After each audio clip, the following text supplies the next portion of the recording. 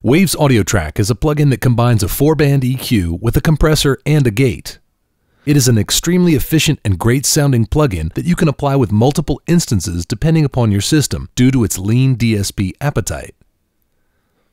The basic signal flow for AudioTrack is the input fader, followed by the 4-band paragraphic EQ, then the compressor expander gate section, and then the output fader. Let's check out the controls. First is the input fader. This is useful in creating headroom for EQ filters, which can cause an already hot signal to digitally clip. Adjust it with the provided fader or value field above. Next is the EQ section. The 4-band paragraphic EQ has a handy graphic editing screen in addition to fields for changing the parameter values. First are the on-off buttons for each band filter. One is yellow, and notice that the graphic marker for the band in the graphic editing window highlights appropriately with your selection. Double-clicking the marker also toggles the filter on-off switch. Next is the filter type selection for each band. Band number 1 choices are bell, low shelf, and high-pass filter selections. Bands 2 and 3 have only the bell, low shelf, and high shelf filter selections. Band number 4 has bell, low shelf, and low pass. Click on the filter type button to change its value or use the pull-down menu to switch filter selections. Used properly, the wide variety of EQ filter shapes can really add to the final clarity of a final master. Next is the gain control for each band. It ranges from plus or minus 18 dB. Drag the selected band marker up or down to adjust the gain. You can also click and drag in the value field or type values from the keyboard directly into this field. Next is the frequency control. Like the gain control, it can be controlled via the graphic marker in a left-right manner, dragging in the value field, or entering values with the keyboard. The bandwidth or Q control is next. Drag in the value window or enter the numbers with the keyboard to adjust the Q. Note, when you're using the graphic markers, you can also adjust the Q by holding the Option or Alt key and dragging left or right.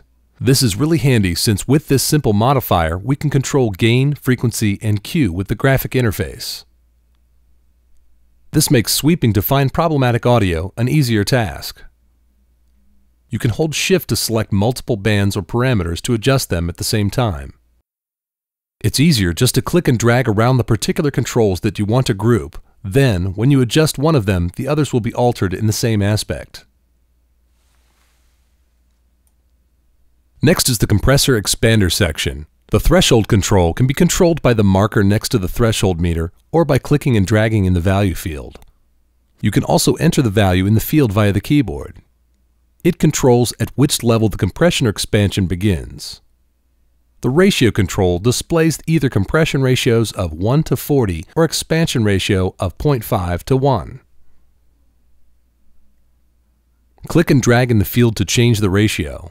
You can type values directly into it, but remember the colon sign in between your number selections.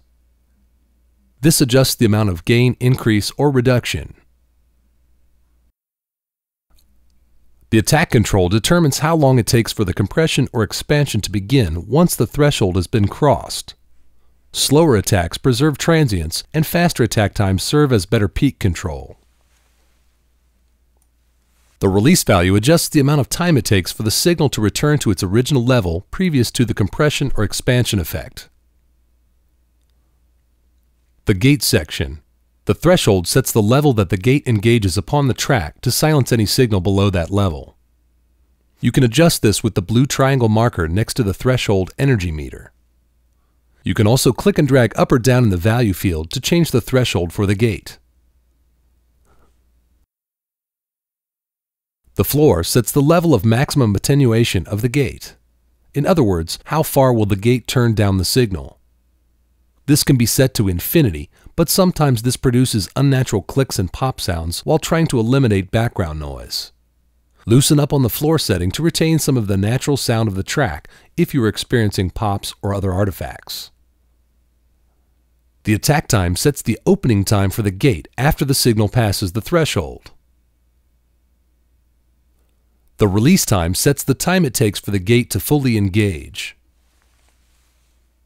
The output fader and meters are last. The output fader offers -24 dB in cut and 12 dB in boost with numeric field display above it. The output meters with clip indicators are reset simply by clicking anywhere on the meter display. Let's use AudioTrack to become more familiar with the controls. I was so sure you were wrong, but I should have taken your advice. You would say, and I should say, everywhere we find the fence, in a world that didn't make sense, made a habit of mine. So I'm here asking why, when you're right, I believe this time you're right,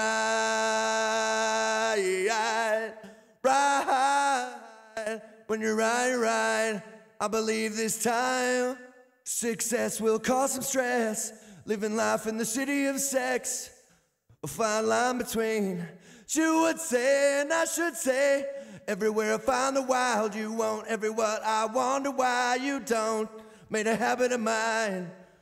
So I'm here asking why, when you're right, I believe this time you're right. As per usual, Option or Alt clicking on any control returns it to its default setting. I use this shortcut frequently. AudioTrack is a DSP saving way to have high-quality filter and dynamics processing on each channel of your large multi-track session. The simple yet powerful Waves interface keeps this plugin in the easy-to-make-your-track sound good zone. Make sure to experiment with the included factory presets to give you an idea of what setting combinations that you like, and then make sure to save your presets for later use. For other related information on dynamics processing, make sure to check out the C1 and C4 movie tutorials in this CSI environment.